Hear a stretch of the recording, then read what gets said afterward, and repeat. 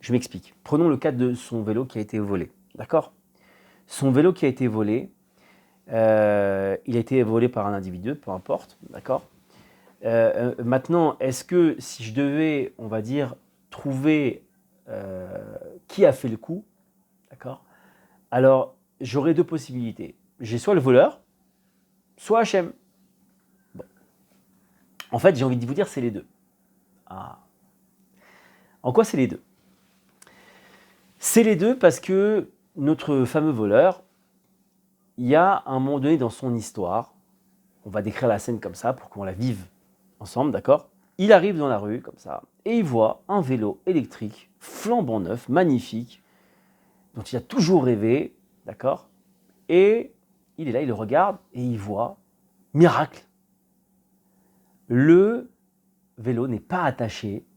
Il a les clés, j'ai pas de vélo donc je ne sais pas trop, il doit y avoir des clés de contact ou un truc comme ça, peu importe. Tout est ouvert, il n'y a personne dans la rue, il est tout seul, tranquillou, avec le vélo. Une idée de génie lui vient, je vais enfourcher ce vélo et partir avec, n'est-ce pas? Bon. Alors, refaisons la scène au ralenti. Au moment où il voit ce vélo, il faut savoir qu'il a un libre arbitre. Le libre arbitre de l'homme, à ce moment-là, est de choisir est-ce que je vais faire une mitzvah ou une avera. Bon. Ça veut dire quoi une mitzvah ou une avera? Une bonne action ou une mauvaise action. C'est le seul libre arbitre d'ailleurs de l'homme au passage, très peu le savent, mais c'est ce qu'on appelle un choix de volonté. D'accord?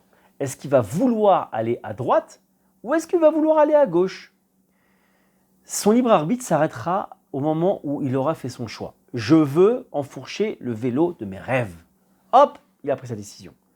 Hachem maintenant va prendre les commandes et va cristalliser et va concrétiser plus précisément l'action, la volonté de ce bonhomme pour que la scène se mette en place. Comment on sait ça? Tous les matins, on dit Adon Kol Amaasim. Hachem, c'est le maître de toutes les actions. Donc on voit de là que l'action n'est pas dans nos mains. La seule chose qu'on a, c'est le libre arbitre de choisir quelle direction on va choisir de prendre. Et ensuite, Hachem prend les commandes et actionne, met en place cette action. Bon. Donc, d'un côté, effectivement, on peut, entre guillemets, accuser l'homme. Pourquoi accuser l'homme? Parce qu'il a fait un mauvais choix. Bon. D'un autre côté, on peut accuser, pas accuser Chas Shalom, mais c'est Dieu qui est derrière tout ça, parce que derrière, il a mené à bien la volonté de l'homme. D'accord? Donc, c'est des notions de libre arbitre très très importantes et fondamentales. C'est Adishmaïa. Merci Hachem.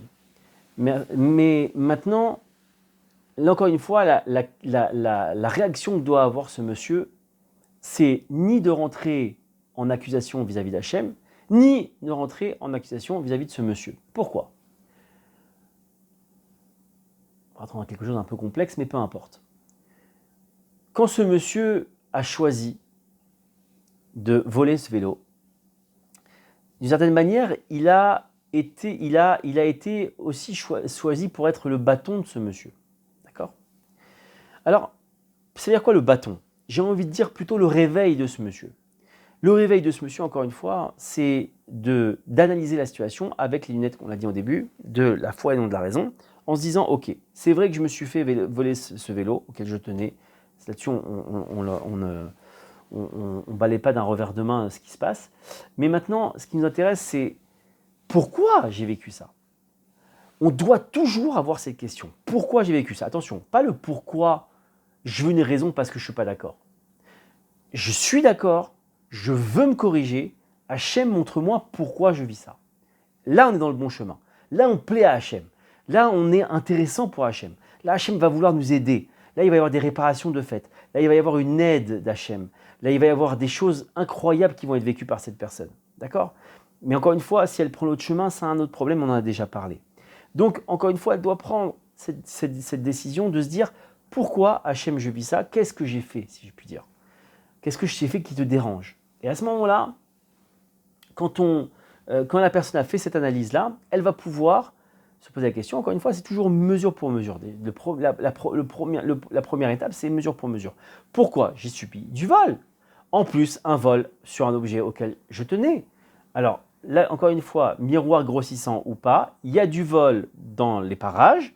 La question à se poser, c'est poser la question à Hachem, ou faire son introspection personnelle, dans nos actes, dans ce qu'on a fait dernièrement.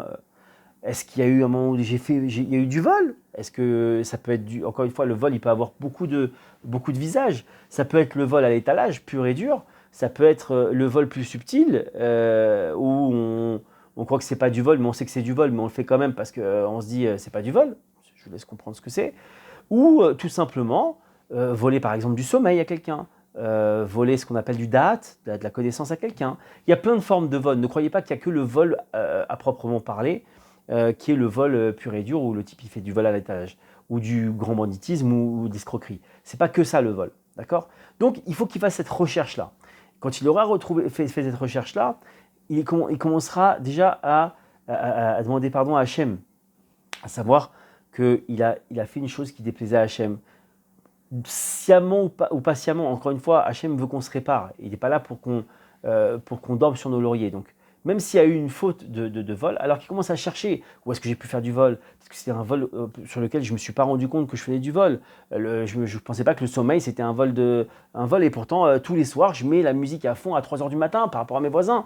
Je pensais que ça leur faisait plaisir la musique classique ou hard rock, mais finalement non, je les ai peut-être réveillés, ça les dérange peut-être.